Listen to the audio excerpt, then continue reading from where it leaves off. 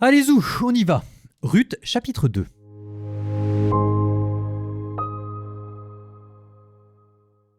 Noémie avait un parent du côté de son mari Élimélec. C'était un riche propriétaire du même clan. Il s'appelait Bose, c'est-à-dire en lui la force. Ruth la Moabite dit à Noémie « Laisse-moi aller glaner dans les champs derrière celui aux yeux de qui je trouverai grâce. » Elle lui répondit « Va ma fille. » Ruth partit donc glaner dans les champs derrière les moissonneurs. Elle se trouva, par bonheur, dans la parcelle d'un champ appartenant à Bose, du clan d'Élimélec. Et voici que Bose arriva de Bethléem. Il dit au moissonneur « Le Seigneur soit avec vous. » Et celui-ci lui répondirent « Que le Seigneur te bénisse. » Bose demanda à son serviteur, le chef des moissonneurs, « À qui appartient cette jeune femme ?» Celui-ci lui répondit « Cette jeune femme est une Moabite. Elle est revenue avec Noémie des champs de Moab.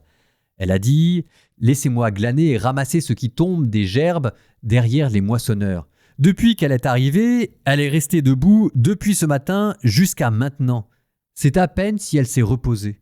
Bose dit à Ruth « Tu m'entends bien, n'est-ce pas, ma fille ? Ne va pas glaner dans un autre champ. Ne t'éloigne pas de celui-ci, mais attache-toi au pas de mes servantes. Regarde dans quel champ on moissonne et suis-les. N'ai-je pas interdit aux serviteurs de te molester ? Si tu as soif, va boire aux cruches ce que les serviteurs auront puisé. » Alors Ruth se prosterna face contre terre et lui dit « Pourquoi ai-je trouvé grâce à tes yeux ? Pourquoi t'intéresser à moi, moi qui suis une étrangère ?»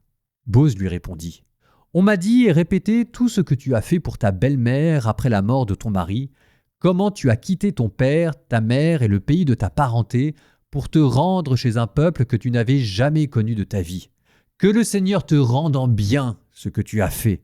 Qu'elle soit complète la récompense dont il te comblera, le Seigneur, le Dieu d'Israël, sous les ailes de qui tu es venu t'abriter. » Et Ruth lui dit « Que je trouve toujours grâce à tes yeux, mon Seigneur.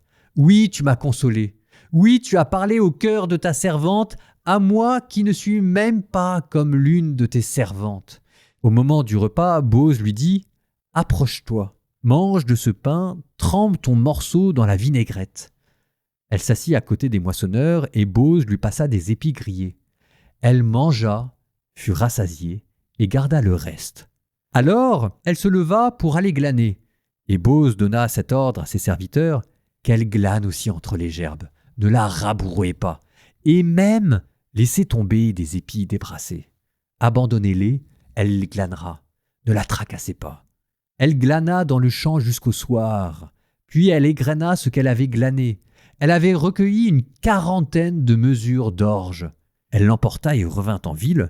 Elle montra à sa belle-mère ce qu'elle avait glané, ce qu'elle avait gardé après s'être rassasiée. Elle le sortit aussi pour le lui donner. Sa belle-mère lui dit « Où donc as-tu glané aujourd'hui ? Où as-tu travaillé ? Béni soit celui qui s'est intéressé à toi. » Elle raconta alors à sa belle-mère chez qui elle avait travaillé et lui dit « L'homme chez qui j'ai travaillé aujourd'hui s'appelle Bose. » Noémie dit à sa belle-fille « Il est béni du Seigneur, celui qui n'a pas oublié ses liens avec les vivants et les morts. » Et elle ajouta « Cet homme est l'un de nos proches parents, l'un de ceux qui ont sur nous droit de rachat. » Ruth la Moabite dit « Il m'a même déclaré « Tu t'attacheras au pas de mes serviteurs jusqu'à ce qu'ils aient terminé toute ma moisson. » Noémie dit alors à Ruth sa belle-fille « C'est bien, ma fille, que tu ailles avec ses servantes. Ainsi, tu ne seras pas maltraitée dans un autre champ. » Elle s'attacha donc au pas des servantes de Bose pour glaner jusqu'à la fin de la moisson de l'orge et de la moisson du blé, et elle habitait avec sa belle-mère.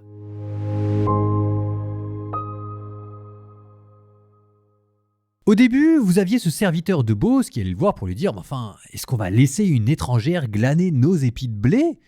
Et à la fin, ce même serviteur s'écrie « Depuis qu'elle est arrivée, elle est restée debout depuis ce matin jusqu'à maintenant. C'est à peine si elle s'est reposée. » Ruth fait l'admiration de tout le monde. Bose fait l'admiration de Ruth. Ruth fait l'admiration de sa belle-mère. Tout le monde fait l'admiration de tout le monde et tout le monde prend soin de tout le monde. Et on est en plein conte de fées. Moi, j'adore ça. C'est extrêmement beau, c'est extrêmement touchant. Et en même temps, ça vous montre ce que nous pourrions vivre ensemble Si vous voulez que votre vie soit un conte de fées, si vous voulez qu'à la maison, il y ait cette même atmosphère que l'on puisse respirer, eh bien, la lecture du livre du jour vous en donne la clé.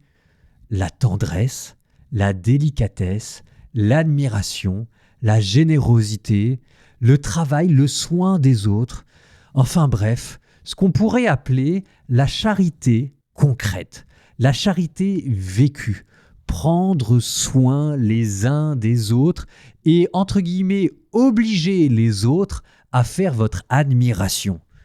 C'est quand même extraordinaire. Alors vous allez me dire, ce livre est quand même romancé. Moi, concrètement, à la maison, c'est pas comme ça que ça se passe. Mes enfants sont pénibles, mon mari ne s'occupe pas de moi, ma femme n'est jamais là. Enfin bon, bref, tout ce que vous pouvez imaginer. Mais ne soyez pas dupes. Très certainement que Noémie aussi avait son petit caractère. C'est pas pour rien qu'on l'a surnommée la femme amère. Très probablement aussi, Ruth avait ses bons côtés et ses mauvais côtés. Et très probablement aussi que Boz était à la fois un grand serviteur, un grand chef, et qu'en même temps, il avait, comme nous tous, son mauvais caractère. Simplement, on n'en parle pas. Et après tout, pourquoi en parler ? Enfin, on en parle déjà suffisamment dans la vie de tous les jours, et peut-être de temps en temps, au nom de la miséricorde et de la charité, on pourrait mettre un voile pudique là-dessus pour se rappeler une chose, c'est que si vous voulez vivre un conte de fées, en fait, c'est possible. Enfin, vraiment, c'est pas un hasard si ce texte est arrivé dans la Bible. Ça, c'est ce que vous pourriez vivre. C'est ce que des gens ont vécu. Et si jamais ils l'ont vécu, pourquoi pas vous ? Cette même atmosphère de poésie, cette même atmosphère de tendresse. Des étrangers qui ne se connaissent pas et que normalement tout sépare. Une Moabite que normalement on est censé mépriser. Boz qui, en tant que patron, n'est pas censé s'occuper de ces jeunes femmes qui viennent lui piquer sa matière première. Et pourtant, au-dessus de tout ça, il y a le commandement de Dieu. Et c'est ce commandement de Dieu qui irradie de tendresse, de charité et qui fait de votre vie les prémices de la vie éternelle. Donc entrez dedans. Ah, mon Dieu, la vie est belle. Bon, comme on a un peu de temps, je vous propose avant notre prière finale d'intercaler non pas un, mais 2 psaumes. Comme ça, moi, je vais essayer de refaire un peu mon retard. Psaume 59. Dieu, tu nous as rejetés, brisés. Tu étais en colère. Reviens-nous. Tu as secoué le pays, tu l'as disloqué. Répare ses brèches, il s'effondre.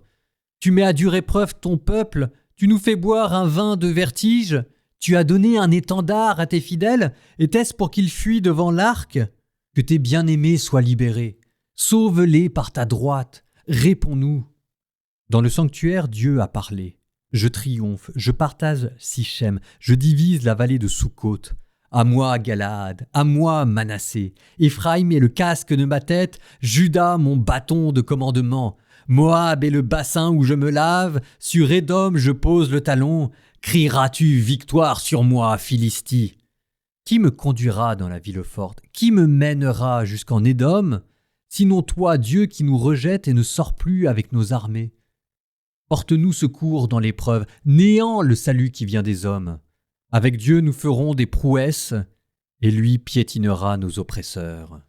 Psaume 60. Dieu entend ma plainte, exauce ma prière. Des terres lointaines je t'appelle quand le cœur me manque. Jusqu'au rocher trop loin de moi tu me conduiras.